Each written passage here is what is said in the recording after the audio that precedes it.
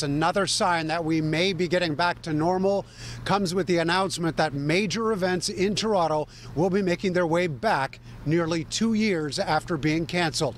It's one way to bring the city back to life, but it's still going to require some work.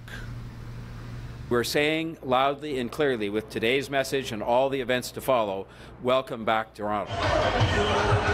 The buzz that comes with crowds, the sound of music, and the smell of good food promises to return this year after missing out for what seems like forever. I'm so excited. I think we're ready for it. It's been a long, long time. And yeah, we want to see a sense of community back. It'd be great to see the businesses getting the help again and people out and about. It'd be great to have all of that back. From the colorful Pride celebration to the Toronto Jazz Festival,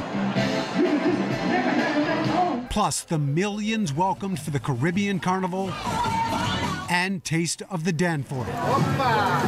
That weekend, those 3 days in August, is a big moneymaker for a lot of businesses, so it ties them over in the winter months. $12.5 billion in economic activity from visitors and tourism in Toronto has been lost over the last couple of years. We have seen, in the summertime, people going to resort communities, people looking to get away. But what we offer here in the city is a lot of people together, celebrating together, meeting together. A statement from the CNE reads that it's excited to bring back our employees and to create thousands more summer jobs and economic opportunities directly and indirectly through our vendors, performers, and local businesses whose livelihoods have been impacted by the pandemic.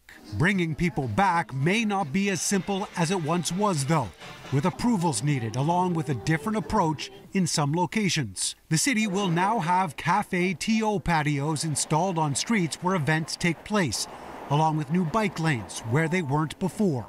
Now we have to plan an event that takes into account new infrastructure that we didn't have before.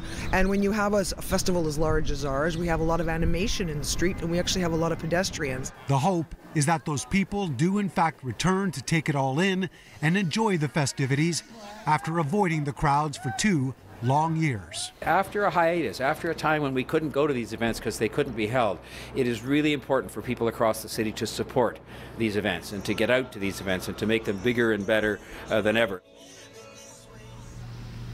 Now, the main reason for moving ahead with these major events is, of course, the lifting of COVID measures that have been put in place. When asked, Mayor Tory said the city will be following the province's lead for health protocols, including masking policies.